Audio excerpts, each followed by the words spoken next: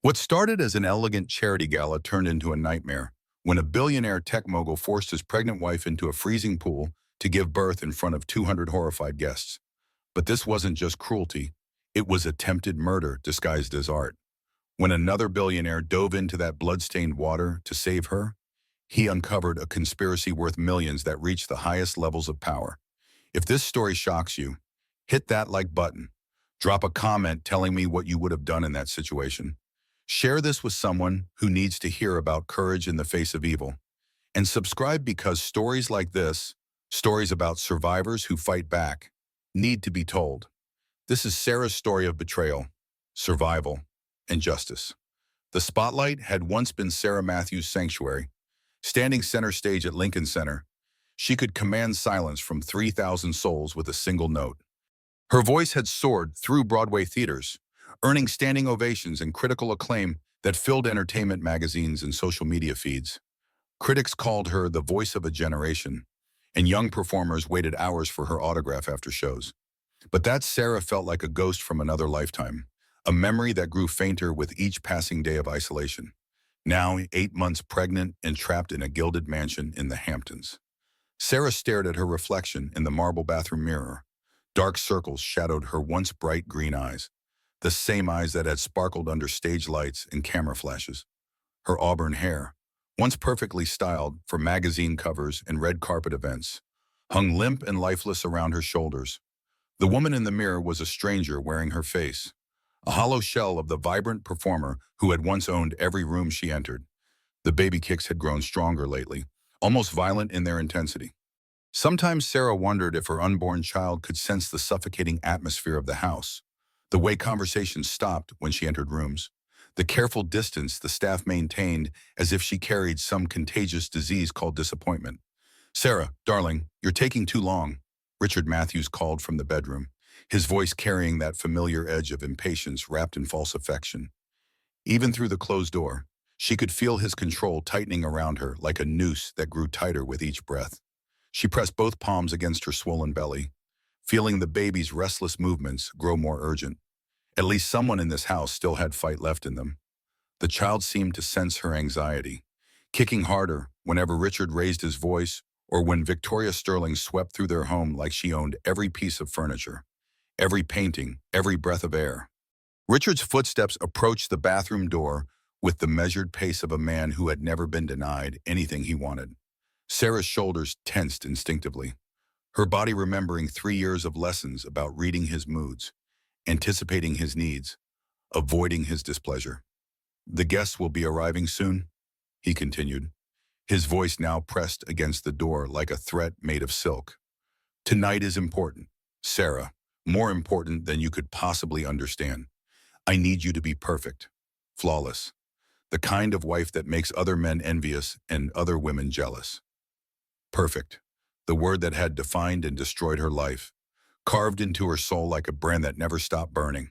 Perfect wife who never complained, perfect hostess who made everyone comfortable, perfect prisoner in a house that felt more like a mausoleum with each passing day, filled with beautiful things she was forbidden to touch. She opened the bathroom door to find Richard adjusting his black tie in the hallway mirror, his movements precise and calculated. At 42, he remained handsome in that cold, corporate way that had first attracted her when she was vulnerable and grieving the collapse of her Broadway career. His smile was the same one that had charmed investors out of millions, the same one that had convinced her he was her salvation when she was drowning in medical bills and broken dreams. "You look beautiful," he said, though his eyes barely glanced at her flowing blue maternity dress before returning to his reflection.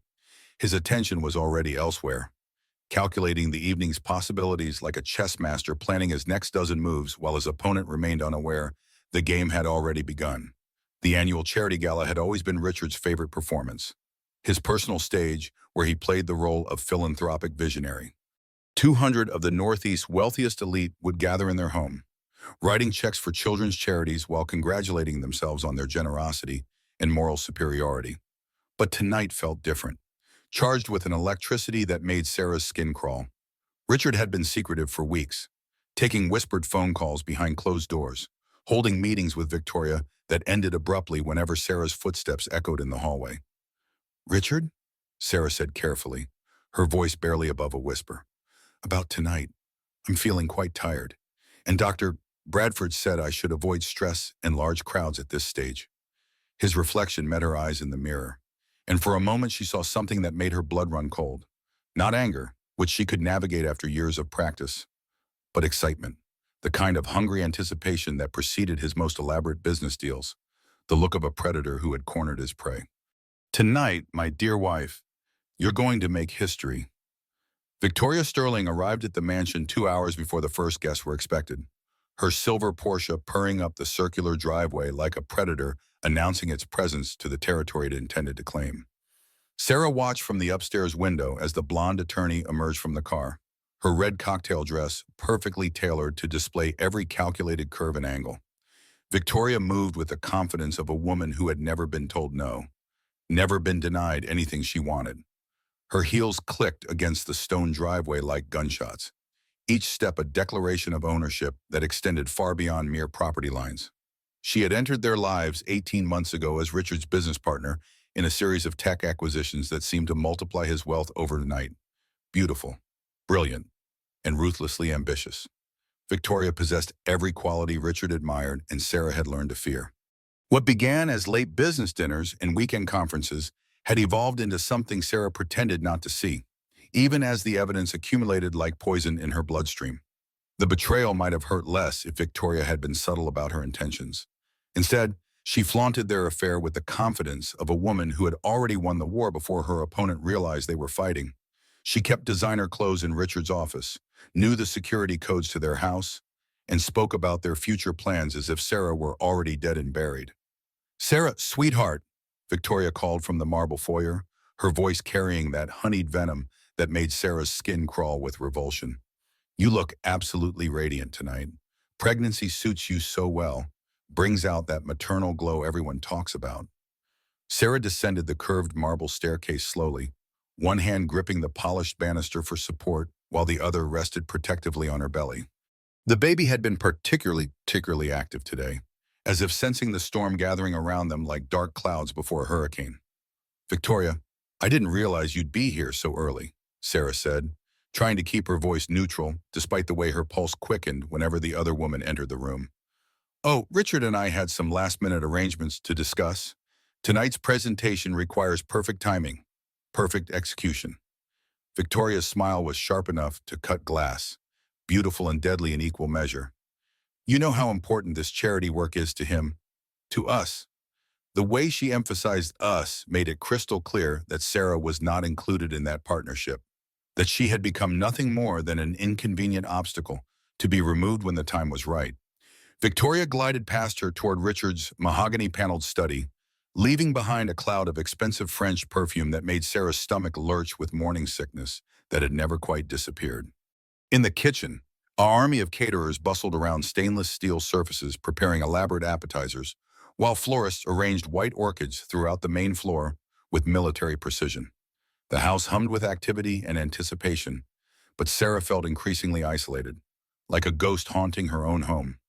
Even the longtime household staff avoided eye contact, as if they knew something she didn't, as if they had received instructions about how to treat her that she wasn't privy to understanding.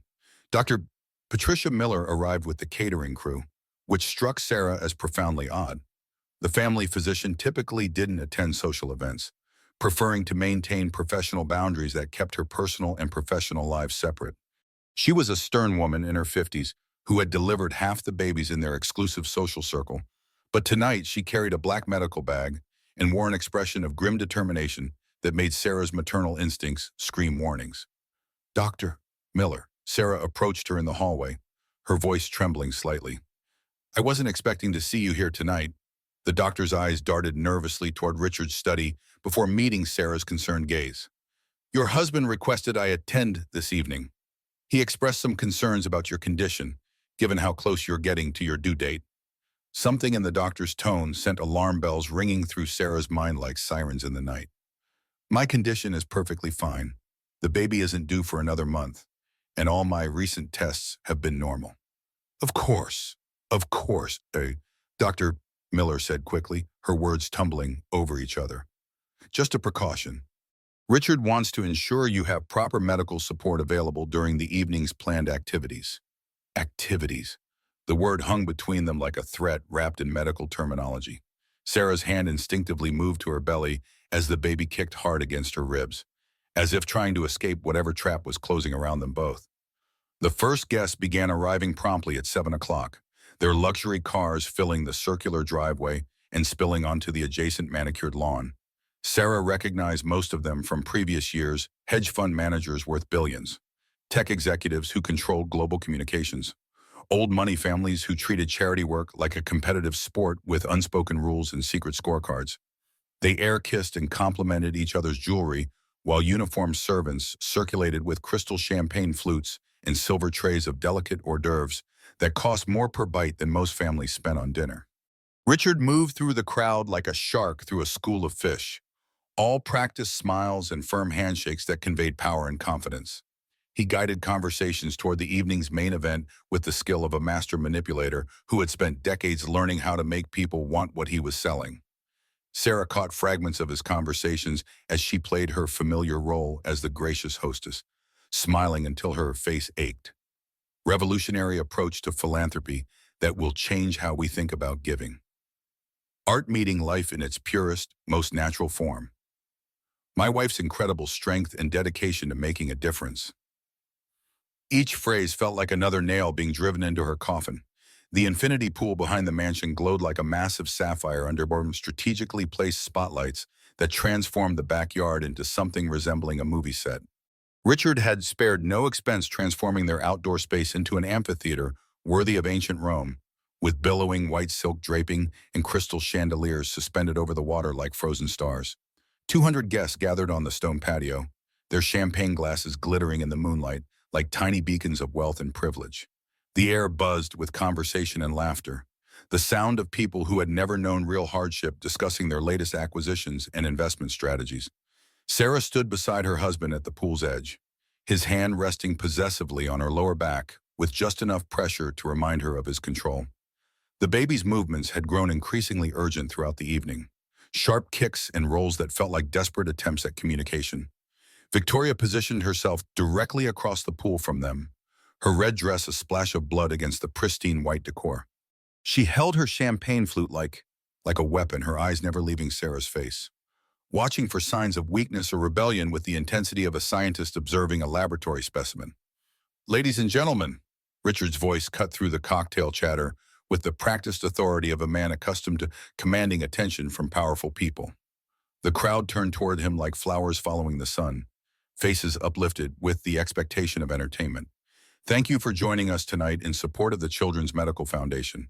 Your generosity this evening has already raised over $2 million for pediatric care across the Northeast." Polite applause rippled through the audience like waves on a calm lake. Sarah smiled automatically, her face frozen in the expression she had perfected over 3 years of these events, even as dread pooled in her stomach like ice water that threatened to freeze her from the inside out.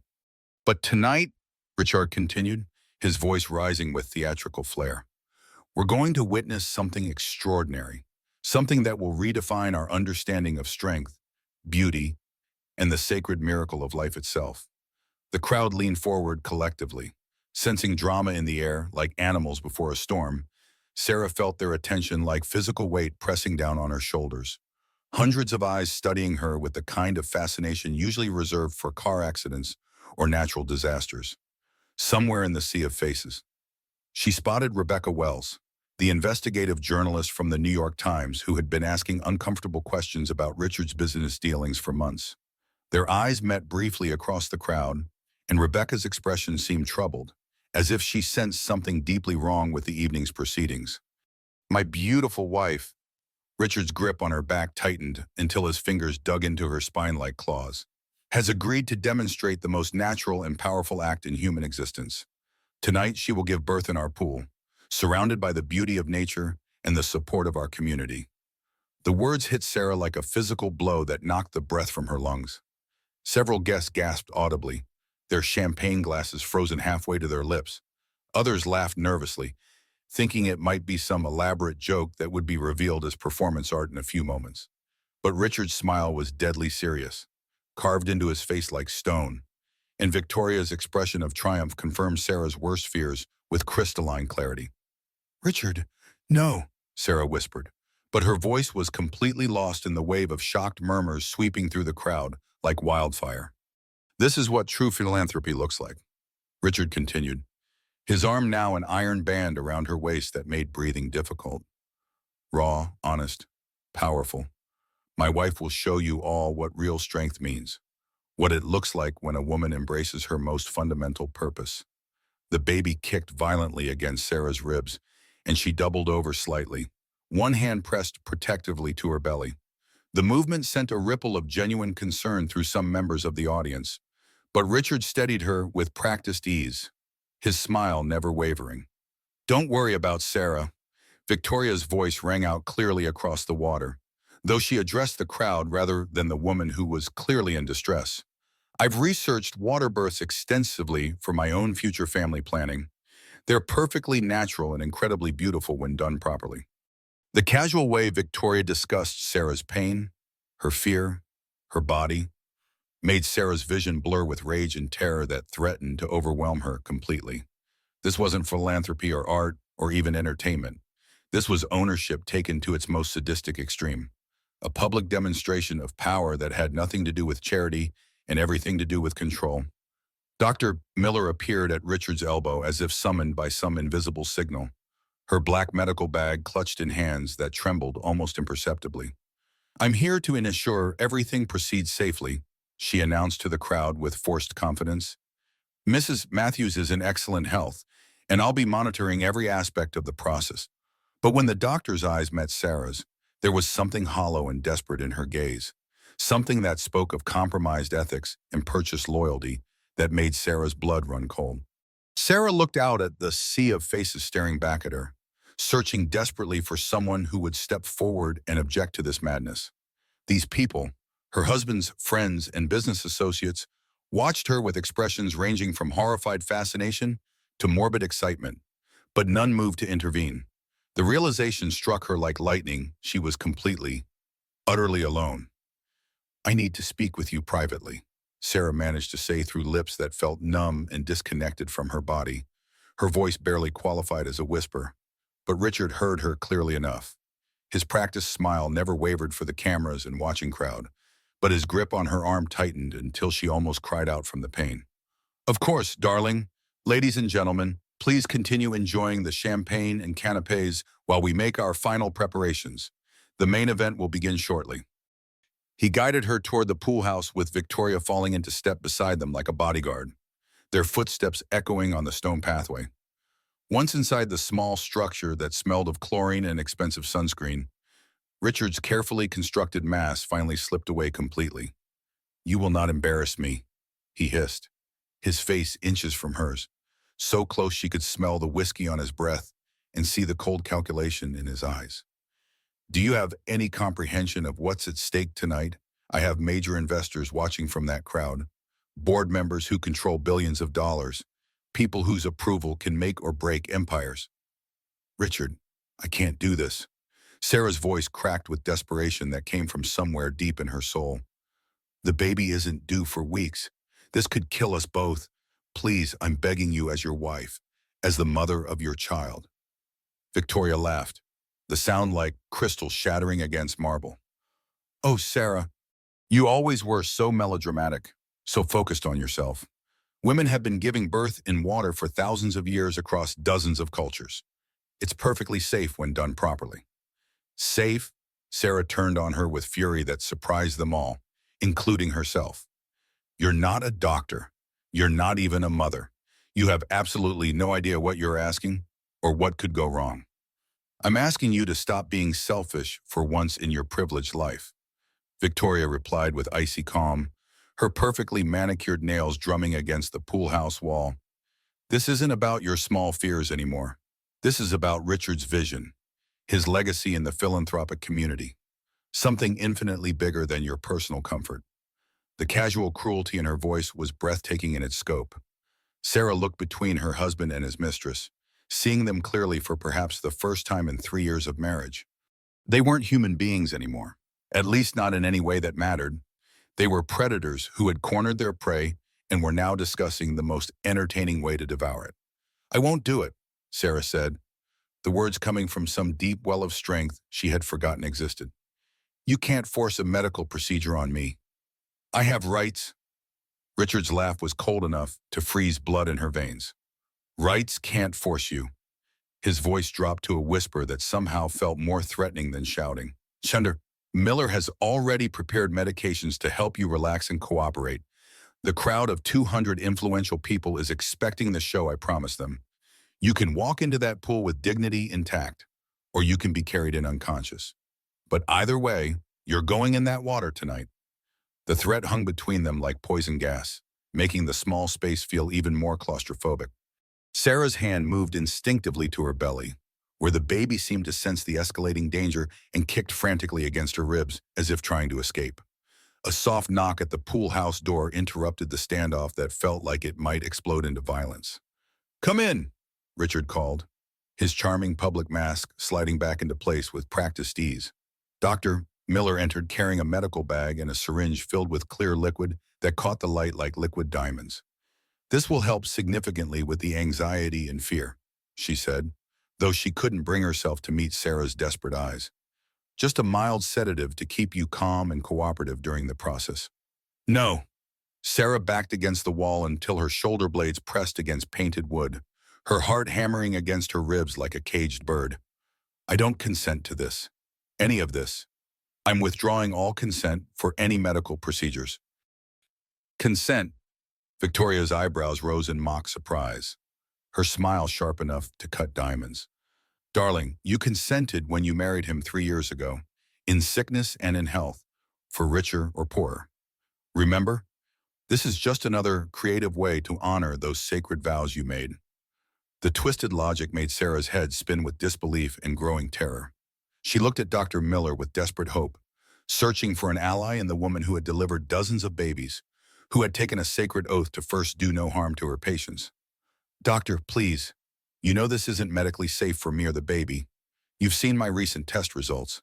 You know I'm not ready for labor, that forcing it could cause catastrophic complications. Miller's hands shook slightly as she prepared the injection with movements that spoke of internal conflict and external pressure. I'm sorry, Sarah. I truly am. But Mr. Matthews has made it abundantly clear that refusing to cooperate tonight would be professionally devastating for me and my family. I have 3 children in college and a mortgage that requires my continued employment. The betrayal cut deeper than Richard's threats or Victoria's calculated cruelty. Here was a woman Sarah had trusted with her most intimate medical care, had confided in during vulnerable moments, and she was willing to sacrifice Sarah's life to protect her own financial stability. Besides, Dr. Miller continued, her voice growing stronger as she convinced herself of her own rationalization. The medication will simply help you relax and accept what's happening. Many women deliver early without major complications. The warm water environment will actually be quite soothing once you adjust to it.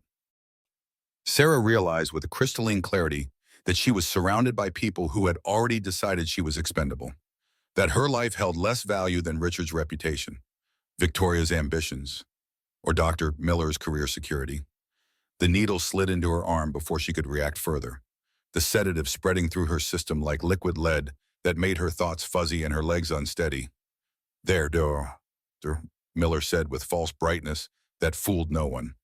That should help considerably with the transition. Through the growing fog of forced medication, Sarah felt herself being led back toward the pool where 200 people waited like spectators at a gladiator match to watch her potential death disguised as high-end entertainment. The sedative made everything feel distant and dreamlike, as if she were watching someone else's nightmare unfold in slow motion. But it couldn't dull the terror coursing through Sarah's veins like liquid fire. The medication had stolen her coordination and clouded her thoughts, but her maternal instincts remained razor-sharp, screaming warnings that something catastrophic was about to happen. The crowd parted like the Red Sea as Richard and Victoria guided her toward the pool, their grip supporting her increasingly unsteady legs while maintaining the illusion that she was participating willingly in this elaborate performance. The water glowed an ethereal blue under the underwater lighting system, steam rising from its heated surface into the cool October air like ghostly fingers reaching toward the star-filled sky. It should have looked beautiful, romantic even. like something from a luxury resort brochure. Instead, it looked like a trap waiting to spring shut, a liquid cage designed to contain her screams. "Ladies and gentlemen," Richard's voice boomed over the gathered crowd with the practiced authority of a ringmaster at the circus. "Please witness this incredible demonstration of feminine strength and the sacred miracle of birth in its most natural form." Cameras flashed like lightning strikes, temporarily blinding Sarah as she blinked against the sudden brightness. The sea of faces staring at her blurred together into a single entity with hundreds of eyes, some looking excited by the spectacle, others visibly uncomfortable but unwilling to intervene. Through the haze of medication and terror, Sarah caught sight of Rebecca Wells near the back of the crowd, the journalist's face pale with shock and growing understanding. Their eyes met for a moment across the gathered elite, and Sarah tried to communicate her desperation through that brief connection. Victoria helped her out of the blue maternity dress with movements that looked gentle and caring to the watching crowd but felt possessive and controlling to Sarah. The flowing white gown Dr. Miller had provided was designed to be modest yet ethereal, the perfect costume for Richard's twisted performance that would soon be broadcast across social media platforms. Sarah's hands shook uncontrollably as she gripped the pool's edge, the reality of her situation cutting through the medication's fog like a knife through silk. The chlorinated water lapped gently against the tile, each small wave a reminder of how easily she could disappear beneath its surface. "I can't do this," she whispered to Victoria, who knelt beside her at the pool's edge with an expression of false concern painted across her beautiful features. "Shh, darling." Victoria's voice was honey poured over poison, sweet enough for the cameras but deadly in its intent. "Just relax and let nature take its course exactly as it's meant to. Think of all the good this will do for the children's charity. Your sacrifice will help so many other families, so many sick children who desperately need medical care." Sacrifice. The word echoed in Sarah's drugged mind as strong hands lowered her into the water despite her weak protests. The temperature shock hit her immediately like a physical blow, despite the pool's expensive heating system. At 8 months pregnant, her body temperature ran higher than normal, and the contrast made her gasp involuntarily. The baby responded to the sudden environmental change by kicking violently against her ribs, tiny fists and feet pummeling her from the inside as if trying to escape the liquid prison that surrounded them both.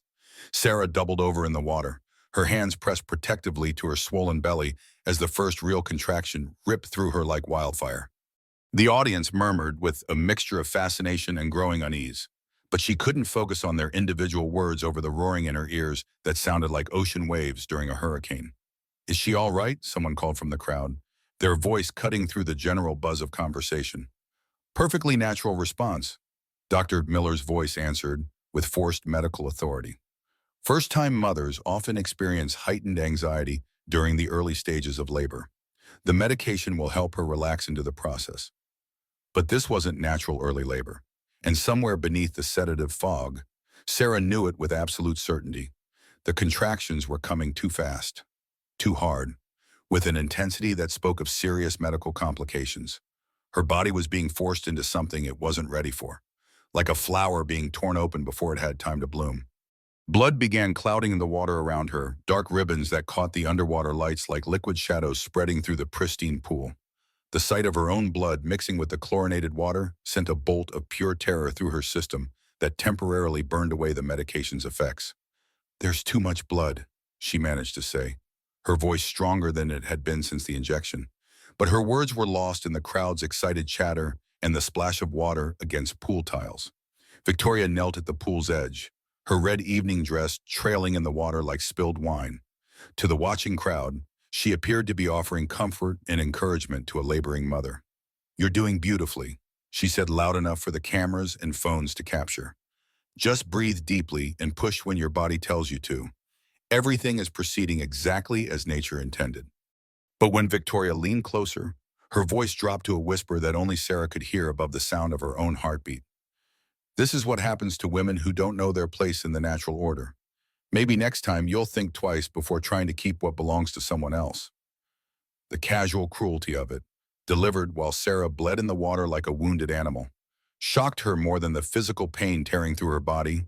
Victoria wasn't just complicit in Richard's elaborate plan, she was actively enjoying Sarah's suffering, feeding on it like a parasite that grew stronger as its host grew weaker. Another contraction seized Sarah's body. This one so intense that she couldn't suppress the scream that tore from her throat despite every effort to maintain her dignity. The sound echoed across the water and through the crowd, finally breaking through their cocktail party atmosphere like a fire alarm. "Get her out of there!" A woman's voice called from somewhere in the audience, sharp with genuine concern. "This isn't right," another person agreed, their voice carrying the authority of someone accustomed to being heard. "Someone needs to stop this madness." But Richard stepped forward into the pool lights, his presence commanding attention with the magnetism that had built his business empire. "Please, everyone, birth is one of the most natural processes in human existence. It can seem frightening to those who haven't witnessed it before, but Sarah is in excellent medical hands with Dr. Miller monitoring every aspect." Miller nodded from her position beside the pool, medical bag open and instruments gleaming under the lights. But Sarah noticed through her pain-clouded vision that the doctor's hands were shaking, and she kept glancing toward Richard as if waiting for permission to act or instructions on what to do next. The blood in the water was growing thicker now, spreading in dark clouds that no amount of pool filtration could hide from the watching crowd. Sarah's vision blurred at the edges as consciousness began to slip away from her, like sand through her fingers. She tried to pull herself toward the pool's edge, using every ounce of strength remaining in her drugged and battered body. But Victoria's perfectly manicured hand on her shoulder kept her anchored in place with surprising force. "Stay calm and let it happen naturally," Victoria murmured, her words audible only to Sarah. "Don't fight what's meant to be." Through the haze of pain, medication, and blood loss, Sarah finally understood the true horror of her situation with perfect clarity. This wasn't about art or philanthropy or even Richard's massive ego. This was attempted murder, carefully orchestrated and performed in front of 200 witnesses who would later swear they had watched a tragic accident unfold despite their efforts to help. As consciousness began slipping away and the dark water started closing over her head, Sarah's last coherent thought was a desperate prayer that someone, anyone, would have the courage to save her unborn child even if they couldn't save her.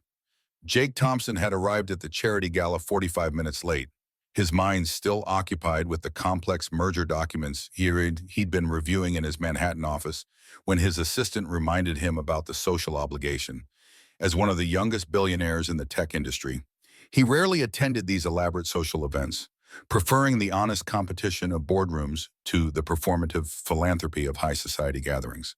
His business relationship with Richard Matthews required occasional appearances at these charity functions, though Jake had always found Richard's approach to philanthropy somewhat theatrical and self-aggrandizing. Tonight's event promised to be another exercise in wealthy people congratulating themselves for their generosity while networking for future business opportunities. He'd been nursing a single glass of whiskey on the mansion's marble terrace, checking emails on his phone, when Richard's dramatic announcement echoed across the crowd like a thunderclap. At first, Jake assumed he'd misheard something crucial in the conversation. Surely no reasonable person would actually force a pregnant woman to give birth in a swimming pool for the entertainment of party guests.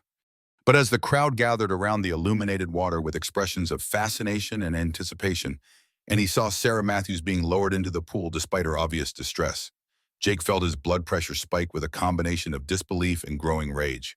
He'd met Sarah briefly at previous charity events over the past 2 years, had even attended one of her Broadway performances during her career peak before her marriage to Richard. She'd struck him as genuinely intelligent, but somehow diminished, like a beautiful songbird trapped in an increasingly small cage that grew more restrictive with each passing season. The transformation from confident performer to submissive wife had been gradual but unmistakable to anyone paying attention. Jake had noticed how she seemed to shrink in Richard's presence, how her smile became more forced and her laughter more hollow as the months passed. Now, watching her obvious medical distress as violent contractions racked her body in the chlorinated water, Jake felt something he rarely experienced in his carefully controlled world, helpless rage mixed with protective instinct. "This is completely insane," he muttered to the elegantly dressed woman standing beside him, who he recognized as Rebecca Wells from the New York Times investigative team. "It's absolutely criminal," Rebecca replied, her face pale with shock and professional outrage. "But look around at all these people. No one's actually stopping it from happening." Jake surveyed the crowd with new eyes and saw the disturbing truth in her observation. Some guests looked genuinely uncomfortable with the spectacle. Others appeared excited by the drama, but all remained passive observers frozen by social convention and Richard's reputation for ruthless retaliation against those who crossed him. This was Richard Matthews' carefully orchestrated show, and his wealth combined with his vindictive nature created an invisible barrier that kept potential rescuers paralyzed with inaction. Blood began clouding the water around Sarah now, dark crimson ribbons that spread through the pristine pool like an oil spill. Her screams of pain pierced the October night air with an intensity that made Jake's military training kick into high alert. He'd heard enough screams during his time as an army medic before his tech empire made him wealthy enough to buy small countries. He knew the difference between normal labor discomfort and genuine medical emergency that required immediate intervention. "She's hemorrhaging badly," he said loud enough for several nearby guests to hear, his voice carrying the authority of someone accustomed to making life and death decisions under pressure. Dr. Miller looked up from her position beside the pool, her face flushed with what Jake recognized as guilt and fear rather than medical confidence. "Everything is completely under control here. This level of bleeding is well within normal parameters for water birth." But Jake had done extensive research on Dr. Miller's background after hearing persistent rumors about Richard's questionable business practices and medical connections. The good doctor had accumulated significant gambling debts over the past year and faced a serious malpractice lawsuit that had been mysteriously withdrawn without explanation just last month.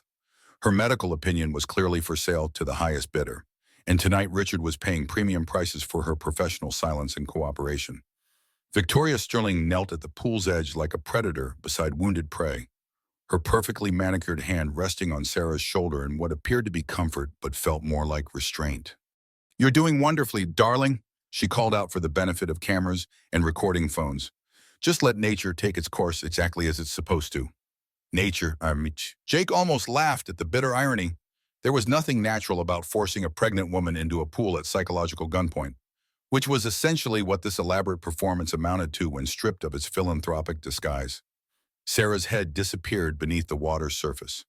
The sight of her auburn hair floating like seaweed beneath the pool lights snapped something fundamental inside Jake's chest, breaking through years of careful emotional control, without conscious thought or consideration for his expensive Italian suit.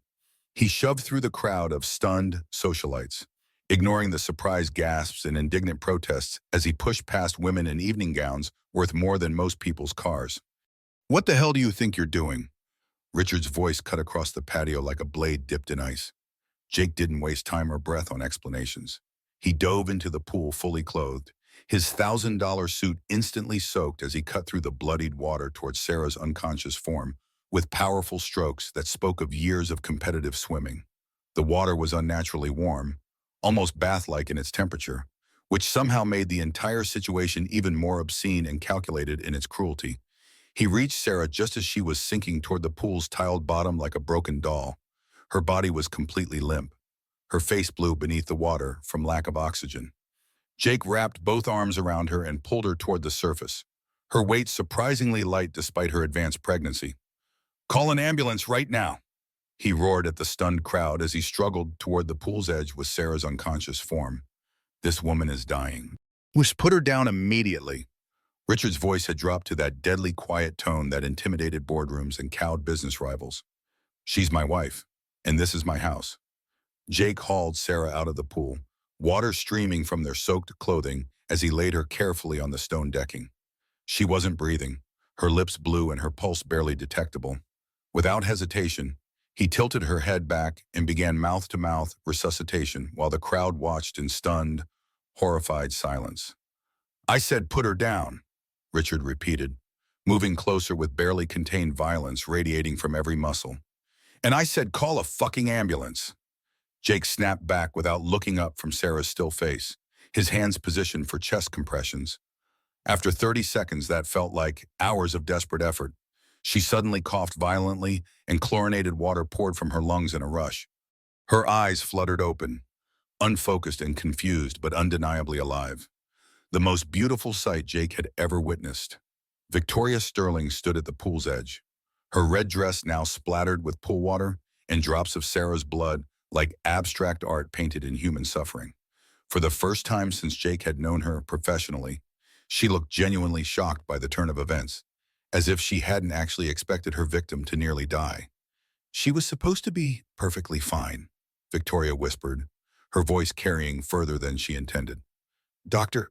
Miller assured us she would be completely fine throughout the process." "Dr. Miller lied through her teeth," Jake said with flat certainty, his protective anger still burning hot. "Just like you lied. Just like he lied." He nodded toward Richard, who stood frozen as rage and cold calculation warred openly across his features. Sirens wailed in the distance, growing steadily closer through the Hamptons' quiet streets. Someone in the crowd had finally found their conscience and moral courage, calling for the medical help that should have been summoned the moment Sarah entered the water. Sarah stirred weakly in Jake's arms, her hand moving instinctively to her swollen belly with a mother's protective gesture that transcended consciousness. "The baby," she whispered, her voice barely audible above the crowd's murmurs. "Please save the baby." "I know," Jake said gently, brushing wet hair back from her pale forehead. "Medical help is coming. Just hold on and keep fighting. You're stronger than they know." As the paramedics burst through the mansion's French doors with equipment and urgent voices, Jake finally understood what he'd witnessed with perfect clarity. This hadn't been a charity stunt gone tragically wrong, or a misguided artistic statement that ended in accident. This had been a carefully planned attempt to murder Sarah Matthews while making it appear like a tragic mishap during an innovative birth experience, all performed in front of 200 witnesses who would later testify to Richard's apparent devotion and the unfortunate complications that no one could have predicted. The question now was whether Jake could prove his suspicions and protect Sarah before Richard and Victoria destroyed the evidence and disappeared into the legal protection their combined wealth could purchase. The emergency room at Southampton Hospital erupted into controlled chaos as the paramedics wheeled Sarah through the automatic doors, their urgent voices coordinating care while machines beeped warnings about her critical condition. Jake stayed close to the gurney despite the medical team's repeated attempts to push him aside, his soaked clothing leaving a trail of chlorinated pool water across the hospital's pristine floor. The fluorescent lights were harsh and unforgiving, highlighting the blue tinge around Sarah's lips and the alarming pallor of her skin. Her breathing remained shallow and irregular, each breath a visible struggle that made the monitors scream warnings. "Sir, you really need to wait in the family area." A nurse tried to guide him away from the trauma bay with professional firmness. "We need space to work, and only immediate family members are allowed in treatment areas." "I'm not leaving her alone," Jake said with quiet determination that brooked no argument. "Not until her husband arrives and I can be certain she's safe." It was a calculated lie designed to buy him time, but it worked effectively. The absolute last thing Jake intended was to leave Sarah vulnerable and alone with Richard, who had followed the ambulance convoy in his silver Mercedes and was now arguing loudly with the admissions clerk about insurance protocols, privacy rights, and hospital policies that didn't meet his standards. Through the trauma bay's glass partition, Jake watched the medical team work with practiced efficiency on Sarah's failing body. Her vital signs remained dangerously erratic, blood pressure dropping to levels that made the monitors alarm constantly. The external fetal monitors showed the baby's heartbeat growing increasingly irregular, displaying the same distress patterns that were killing its mother. Dr. Helen Bradford, the hospital's head of obstetrics, emerged from the trauma bay 20 minutes later, with grim features etched across her weathered face. She was a woman in her early 60s who had delivered thousands of babies during her career and had developed zero patience for politics or wealth when lives hung in the balance. "Are you the father of this baby?" she asked Jake directly, her eyes studying his face for signs of deception. "No, I'm a close family friend who was present when the emergency occurred. Her husband is—" Jake gestured toward Richard, who was now engaged in an intense phone conversation in the hallway, his voice carrying despite his obvious attempts at discretion. Something about Richard's body language and conversation tone struck Jake as completely wrong for a man whose wife and unborn child were fighting for their lives just yards away. "I need to speak with the immediate family about the patient's condition," Dr. Bradford said with professional gravity. "Matthews is in critical condition, and we need to make some urgent decisions about her care." Jake watched Richard end his phone call and approach them with an expression of perfectly calculated concern painted across his handsome features. But Jake had spent years reading people across boardroom negotiations and hostile takeover attempts. Richard's body language radiated cold calculation rather than the desperate fear any normal husband would display. "Doctor, how is my beloved wife?" Richard asked, his voice perfectly calibrated to convey the appropriate level of loving husband anxiety without overplaying the performance. "Mr. Matthews, your wife has lost a dangerous amount of blood due to complications we don't fully understand yet. The baby is showing severe signs of distress. We need to perform an emergency cesarean section immediately, or there's a very real possibility we could lose them both." "Of course. Whatever you think is medically best." Richard nodded with grave solemnity that felt rehearsed. "I trust your professional judgment completely. Money is no object when it comes to saving my family. I also need to ask some questions." Dr. Bradford continued, her experienced eyes sharp with suspicion. "What exactly happened tonight? The paramedics mentioned something about a swimming pool and unusual circumstances." Richard's smile remained smooth as polished marble, but Jake caught the almost imperceptible tightening around his eyes. "My wife decided to attempt a water birth at our home. It's become quite fashionable among our social circle lately. Unfortunately, unexpected complications arose despite our precautions." "A water birth," Dr. Bradford repeated with flat skepticism that could have cut glass. "At 32 weeks gestation, in a chlorinated swimming pool, with no certified midwife or obstetric specialist present during the procedure." "We had medical supervision," Richard said quickly, his composure showing the first hairline cracks. Patricia Miller was monitoring the entire situation from beginning to end." Dr. Bradford's expression grew even more skeptical and professionally offended. "Dr. Miller is a family practice physician with absolutely no obstetric certification or specialized training.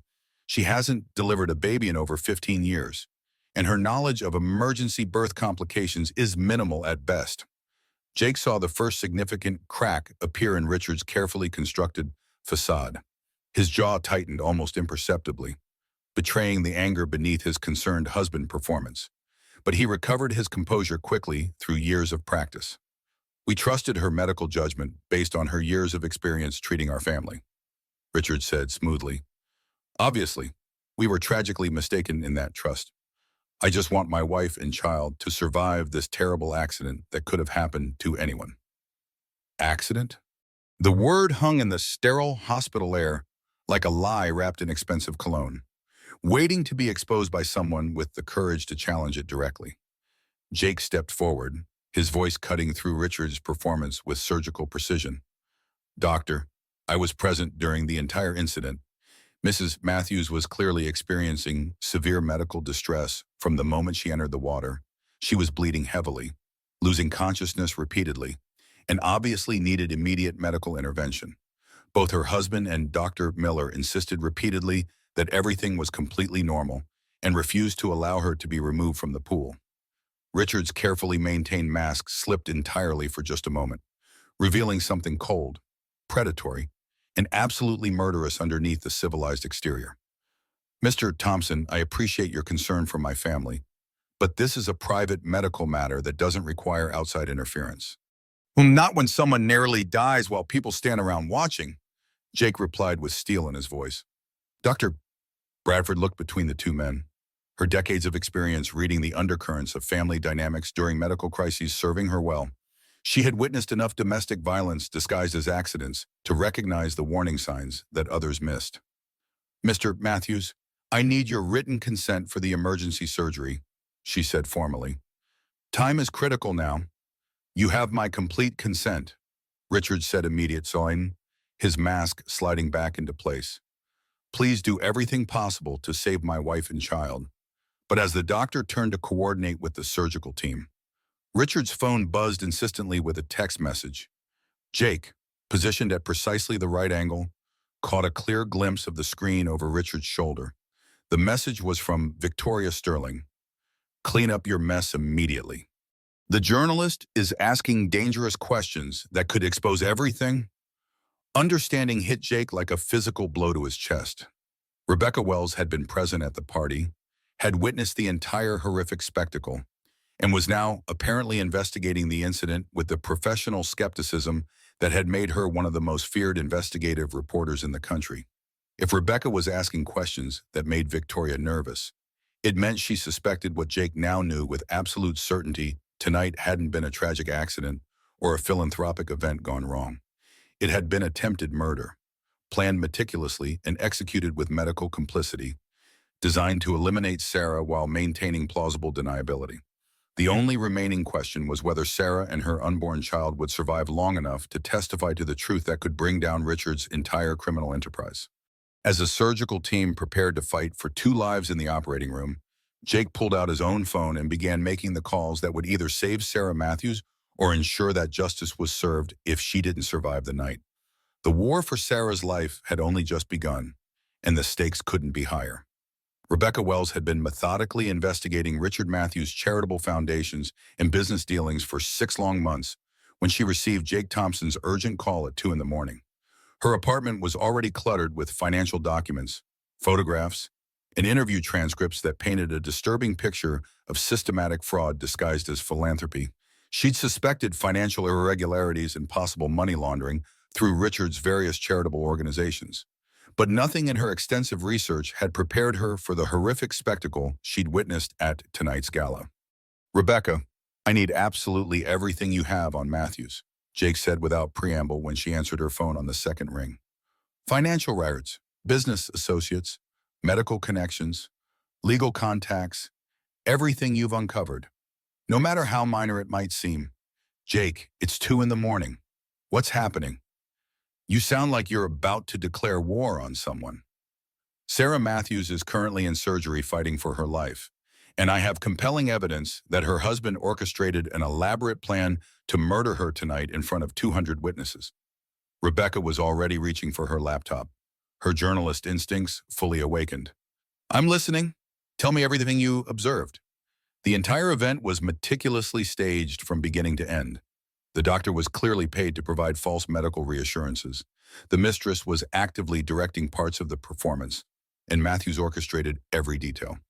They intended to let her die in that pool and later claim it was a tragic accident during an innovative artistic birth experience.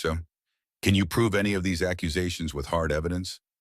Jake was quiet for a long moment, his mind racing through the evening's events and searching for concrete proof that would hold up in court. "Not yet. But I'm certain the evidence exists. You were there tonight. You saw what happened with your own eyes. And I'm betting that if we dig deep enough into his financial records, we'll find a paper trail that leads directly to tonight's attempted murder." While Sarah fought desperately for her life in the operating room, Jake and Rebecca began the painstaking process of unraveling the complex conspiracy that had nearly killed her. Working from Jake's Manhattan penthouse with its panoramic city views, they discovered a sophisticated web of financial crimes that made the attempted murder look like merely a side project in a much larger criminal enterprise. Richard's various children's charities were elaborate money laundering operations disguised as a legitimate philanthropic work. Donations from wealthy contributors were systematically funneled through multiple shell companies, then invested in high-risk ventures that either failed spectacularly or succeeded beyond all reasonable statistical expectation. Either way, the money ultimately ended up in numbered accounts controlled directly by Richard and his carefully selected business partners, while the sick children who were supposed to benefit from the donations received nothing but false hope and empty promises. Victoria Sterling's prestigious law firm handled all the complex paperwork, creating impenetrable legal barriers and corporate structures that made tracing the funds nearly impossible for anyone without extensive forensic accounting experience and unlimited time to investigate. Dr. Patricia Miller received regular monthly payments disguised as consulting fees for medical expertise she didn't actually possess, essentially purchasing her silence and cooperation for whatever Richard needed from the medical community. But it was Marcus Cole, the federal judge who had expedited Richard's bail hearing with suspicious speed, who provided the most damning evidence of systematic corruption: his personal financial records, which Rebecca had obtained through carefully cultivated sources, showed regular substantial payments from companies directly linked to Richard's business empire, including a massive deposit made just hours after Sarah was admitted to the hospital. "They have an entire system in place," Rebecca said, staring at her computer screen in growing disbelief. "Judges, doctors, lawyers, business executives, all receiving regular payments to look the other way or actively participate when needed. And Sarah was obviously getting too close to discovering something that threatened the entire operation," Jake added grimly. "Think about it logically. She was systematically isolated from her former friends and professional contacts, then drugged and publicly murdered in front of 200 witnesses who would all later swear under oath that they watched a tragic accident unfold. The pieces of the conspiracy fell into place with horrifying clarity and precision. Sarah's former career in entertainment had given her extensive connections throughout New York's social and business communities. People who might ask uncomfortable questions about her husband's business practices if given the opportunity and motivation to investigate. Her gradual isolation from those contacts had been strategically planned, cutting her off from anyone who might help her investigate Richard's activities or provide assistance if she tried to escape the marriage. The pregnancy had provided the perfect opportunity for the final phase of their plan. A grieving widower would inherit everything without question, marry his devoted mistress within a socially acceptable time period, and continue operating his criminal enterprise with complete impunity and public sympathy. But Sarah had survived against all odds, and now she represented an existential threat they couldn't eliminate without raising suspicions that might trigger a full federal investigation. Jake's phone rang at 4:30 in the morning. The caller ID displayed Southampton Hospital's main number. "Mr. Thompson, this is Dr. Bradford. Mrs. Matthews survived the surgery, but I'm afraid we weren't able to save the baby. The stress and blood loss were simply too severe for the fetus to survive." Jake closed his eyes, grief and rage mixing together in his chest like competing chemical reactions. "Is Sarah conscious? Can she have visitors yet?" "She's awake but heavily sedated due to the extent of her physical and psychological trauma. However, there's something important you should know. She's been asking for you specifically, saying she needs to tell you something urgent before anyone else arrives." "I'll be right there." Rebecca looked up from her laptop, her face pale with exhaustion and growing concern. "Jake, if you're right about this conspiracy and the scope of their criminal network, going to that hospital could be extremely dangerous. They've already tried to kill her once tonight. They won't hesitate to try again if they feel cornered. Then I guess we better make absolutely sure they don't get a second opportunity to finish what they started." As dawn broke over the Hamptons, painting the sky in shades of pink and gold, Jake prepared for what might be the most important conversation of his life.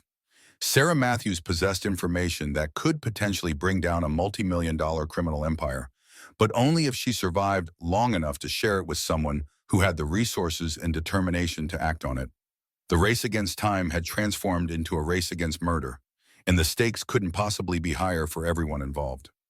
Sarah's hospital room felt like a fortress under siege, surrounded by elaborate flower arrangements and expensive get-well cards from people who barely knew her, beyond social media posts and charity event photographs.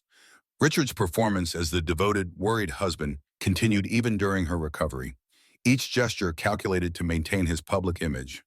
But when Jake entered the private room as dawn light filtered through the windows, he found Sarah staring at the parking lot below with hollow eyes that had seen too much truth and survived too much betrayal. "You came back," she said, her voice barely stronger than a whisper but carrying undertones of surprised relief. "I promised I would stay until you were safe." Jake pulled a cushioned chair close to her hospital bed, noting the security guard Richard had strategically positioned outside her door, ostensibly for protection from media intrusion. But Jake strongly suspected surveillance and control were the real purposes. "My baby is gone." The words fell between them like stones dropped into still water, creating ripples of grief that seemed to fill the entire room. "I know. I'm sorry for your loss. No parent should ever have to endure that kind of tragedy." Sarah turned from the window to meet his eyes directly, and Jake saw something that genuinely surprised him. Not just profound grief and exhaustion, but a core of determination burning through the pain like fire-consuming paper, growing stronger rather than weaker under pressure. "It wasn't really an accident, was it?" she asked with quiet certainty that didn't require confirmation. "No, I don't believe it was accidental in any way. I need to tell you something critically important, but not here where we might be overheard." Her eyes flicked meaningfully toward the door where Richard's security guard maintained his vigilant watch. "Richard has loyal people positioned throughout this hospital, doctors who owe him favors, nurses who receive generous holiday bonuses, security personnel who report directly to him. I've been living trapped in his web of control and surveillance for 3 years, and I finally understand exactly how deep and extensive his influence reaches." Jake leaned closer, lowering his voice to barely audible levels. What do you know about his business operations?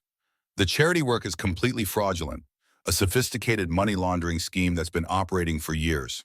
The donations from wealthy contributors go into accounts that Richard controls through an elaborate network of shell companies and fake business entities. But that's not even the worst part of what I've discovered.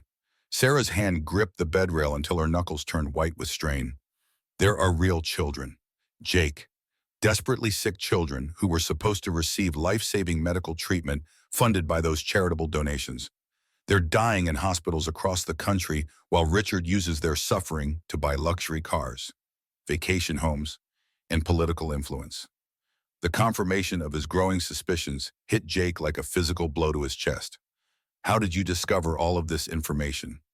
I found extensive financial documents hidden in his private home office.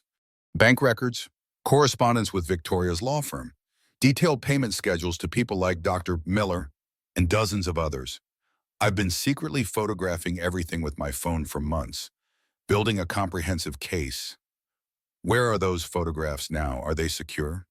Sarah's smile was grim but determined, the expression of someone who had learned to plan for the worst possible outcomes. Backed up automatically to a cloud storage account that Richard doesn't know exists. I learned some valuable lessons about protecting yourself during my years in the entertainment industry. How to hide assets, how to document everything, how to create insurance policies that protect you when powerful people want you silenced permanently. Sarah, this information is enough to bring down his entire criminal organization and send him to federal prison for the rest of his life. But you must realize what this means for your personal safety. It means he tried to murder me tonight to prevent me from exposing his crimes. And when that plan failed, he'll inevitably try again using different methods. As if summoned by their whispered conversation, Richard appeared in the doorway like a storm cloud blocking the morning sunlight. His smile was perfectly calibrated for the hospital setting and any security cameras that might be recording. But Jake caught the flash of genuine rage in his eyes when he saw them talking privately. "Darling, you should be resting and recovering from your trauma," Richard said, moving to Sarah's bedside with practiced concern that looked convincing to casual observers. "And Jake, while I genuinely appreciate your heroic assistance last night, my wife needs time and space to grieve our lost child and focus on her physical recovery." "I'm not going anywhere, Mom," Jake said with flat finality that left no room for negotiation. "Actually, you are leaving immediately." Richard's civilized mask began slipping slightly. "This is a private room designated for family members only, and visiting hours are strictly regulated by hospital policy." The security guard stepped through the doorway on cue, his hand resting casually but meaningfully on his holstered weapon. Jake recognized the type immediately: private military contractor, former special forces, the kind of professional who followed orders without asking moral questions as long as the payments cleared on schedule. But Sarah surprised them all by sitting up straighter in her hospital bed, her voice carrying across the room with unexpected strength and authority that reminded Jake of her Broadway performances. "Jake stays with me," she said clearly and loudly enough for the hallway to hear. "In fact, I'd like him to contact my personal attorney immediately. I have some urgent business matters to discuss regarding my late child's estate and inheritance rights." It was brilliantly played strategic thinking. By framing their continued association in legal and financial terms, Sarah created legitimate grounds for Jake's presence while simultaneously threatening Richard with potential complications to his inheritance plans and financial control. Richard's smile became noticeably strained around the edges. "Of course, darling. Whatever else you feel you need during this difficult time." But as he turned to leave the room, he leaned down close to Sarah's ear and whispered something that made her face go pale with renewed fear. Jake couldn't hear the specific words, but he witnessed their immediate effect on her confidence and determination. After Richard left with his security escort, Sarah's temporary strength wavered visibly. He said the next accident won't leave any witnesses alive to tell inconvenient stories. "Then we need to make absolutely certain there isn't an opportunity for a next time," Jake replied with grim determination. "How quickly can you access and download those hidden files?" "I can transfer everything to a secure server within an hour if I can get access to my personal phone." "But Jake, once I take this irreversible step, there's no going back to any kind of normal life. These people have killed before to protect their secrets. They'll kill again without hesitation if they feel threatened. Jake met her eyes steadily, seeing the woman who had once commanded Broadway stages with nothing but the raw power of her voice and the strength of her presence. That fundamental core of strength was still there, buried under years of systematic abuse and psychological manipulation, but not destroyed or diminished. Then we better make sure we expose them first, before they have time to regroup and plan their next attack. The download process took exactly 43 tense minutes while Jake maintained watch at the hospital room door. Sarah's carefully hidden files contained 3 complete years of financial records, email correspondence, and photographic evidence that painted a comprehensive picture of Richard's criminal empire spanning multiple states and involving dozens of co-conspirators. Jake uploaded everything to Rebecca Wells's secure server while Sarah provided passwords, account numbers, and detailed explanations from her hospital bed, her voice growing stronger with each revelation she shared. But their window of safety was closing rapidly with each passing minute.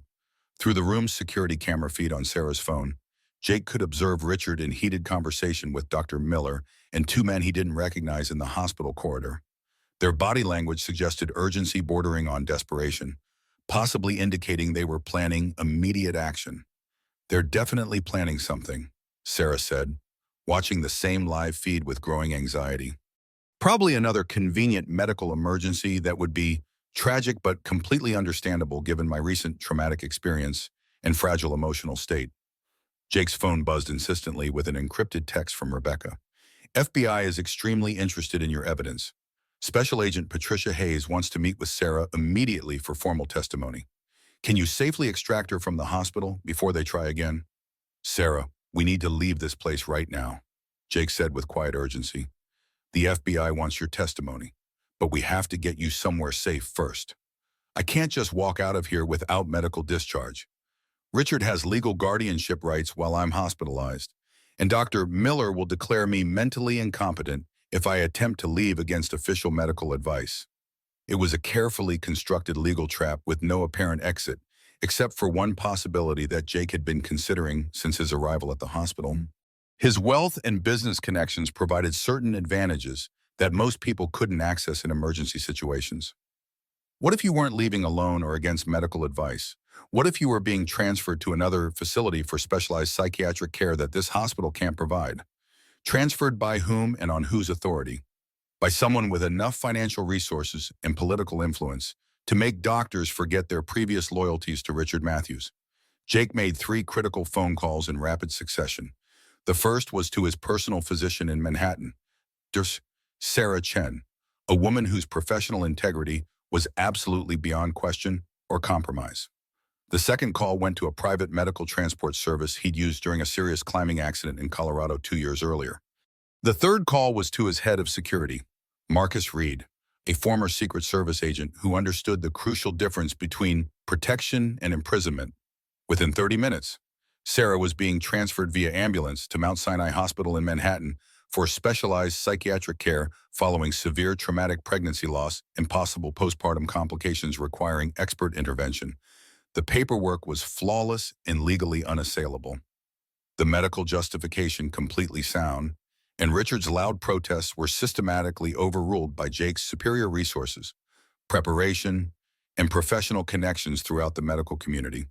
But the real victory came 6 hours later, when FBI agents simultaneously arrested Richard Matthews at his Hampton estate on federal charges of fraud, conspiracy, money laundering, and attempted murder in the first degree. Victoria Sterling was apprehended at JFK Airport while attempting to board a first-class flight to Switzerland with multiple false passports and over $2 million in untraceable bearer bonds. Dr. Barb Miller was arrested at her suburban home along with Marcus Cole and 12 other co-conspirators spanning multiple states and professional disciplines. The children's charity scandal dominated international headlines for weeks. Over $200 million in misappropriated funds were recovered and distributed to legitimate pediatric medical facilities across the country. Sarah's detailed testimony, combined with Jake's investigative resources and Rebecca's fearless reporting, exposed a web of corruption that reached into the highest levels of society and government.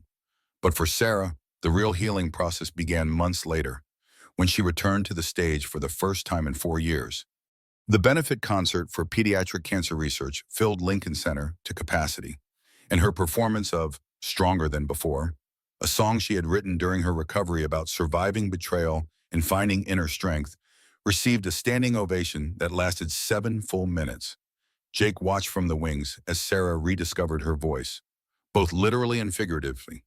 The woman who had nearly died in a swimming pool had transformed her trauma into something powerful enough to inspire healing in others who had survived similar betrayals and abuse. After the concert, they walked through Central Park under autumn stars, their relationship having evolved naturally from rescuer and victim into something deeper, more equal, and infinitely more meaningful. "Do you ever wonder what would have happened if you hadn't been at the party that night?" Sarah asked as they paused beside the reservoir. "Every single day," Jake replied honestly. "But then I remember that you had already started fighting back before I ever jumped into that pool. The hidden photographs, the secret bank accounts, the evidence gathering. You were systematically saving yourself. I just provided a temporary distraction while you finished the job." Sarah smiled, the first genuinely happy expression Jake had seen from her, bright enough to compete with the city lights reflected on the dark water. "I think we saved each other in different ways. You gave me the courage and opportunity to finish what I'd started." Richard Matthews was sentenced to 35 years in federal prison without possibility of parole. Victoria Sterling received 15 years in permanent disbarment from legal practice. Dr. Miller lost her medical license permanently and served 3 years for medical fraud and conspiracy to commit murder. But the truest justice came in the form of the foundation Sarah established with the recovered charity funds. The Sarah Matthews Foundation for Maternal Safety became the leading national advocate for women's rights in medical settings, ensuring that no woman would ever again face the impossible choice between compliance and survival. As they walked through the park that night, Sarah's phone buzzed constantly with messages from women around the world who had found the courage to leave abusive relationships, report medical malpractice, or speak truth to power after hearing her story of survival and triumph. Each message served as a reminder that merely surviving wasn't enough. True healing required helping others find their own strength and voice. "Are you happy now?" Jake asked as they paused beside the reservoir, city lights reflecting on the dark water like fallen stars. Sarah considered the question carefully and completely, her hand resting unconsciously on her flat stomach where new life had once grown and been lost. The grief would always remain as part of her story, but it no longer defined or limited her possibilities. "I'm free," she said finally, the word carrying weight and meaning that encompassed everything she had endured and overcome. "And that's something I never thought I would feel again." In the distance, the lights of Manhattan stretched endlessly in all directions, each one representing a life, a story, a daily choice between courage and surrender. Sarah Matthews had made her choice deliberately and permanently, and in doing so had created space for countless others to make similar choices toward freedom and authentic life. The woman who had once been forced into dark water had emerged completely transformed, carrying within herself the power to help others find their way to the surface and breathe free air once again. Sometimes survival is just the beginning of the real story, and the most important chapters are written after the rescue is complete.